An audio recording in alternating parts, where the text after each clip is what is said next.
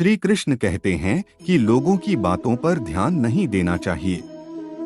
लोग बुराई करते हैं तो हमें ऐसी बातों पर ध्यान नहीं देना चाहिए।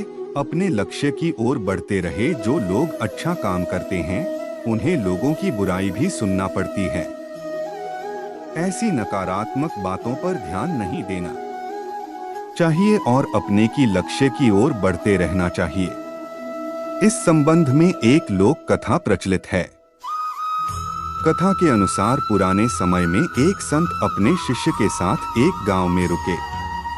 कुछ ही दिनों नए संत की ख्याति आसपास के क्षेत्र में फैल गई। उनके प्रवचन सुनने और दर्शन करने के लिए दूर दूर से लोग आने लगे।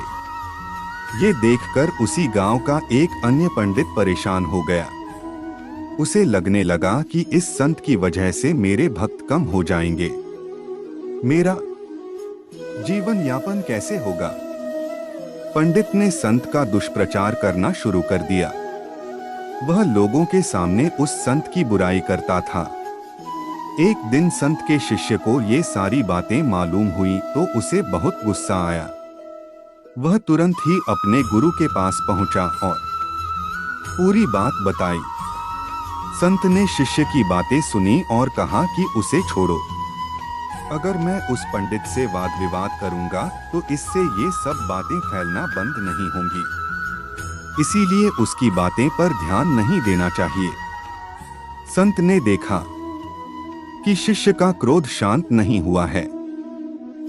तब उन्होंने कहा कि जब जंगल का हाथी गांव में आता है तो उसे देखकर सभी कुत्ते भौंकने लगते हैं, लेकिन हाथी पर इसका कोई असर नहीं होता है। हाथी अपनी मस्त चाल चलते रहता है। कुत्ते भौंकते हुए थक जाते हैं और वापस अपने इलाके की ओर भाग जाते हैं। हमें भी अपनी बुराई करने वालों के साथ इसी तरह पेश आना चाहिए। हमें सिर्फ अपना काम ईमानदारी से करना चाहिए और सत्य के मार्ग पर आगे बढ़ते रहना चाहिए। हमारे अच्छे काम ही ऐसे लोगों का मुंह बंद कर सकते हैं। इस कथा की सीख यह है कि हमें दूसरों की नकारात्मक बातों पर ध्यान नहीं देना चाहिए। अगर हम भी दूसरों की तरह नकारात्मक व्यवहार करने लगेंगे तो अपने लक्ष्य से भटक सकते हैं। इसीलिए ऐसी बातों पर ध्यान देने से बचें।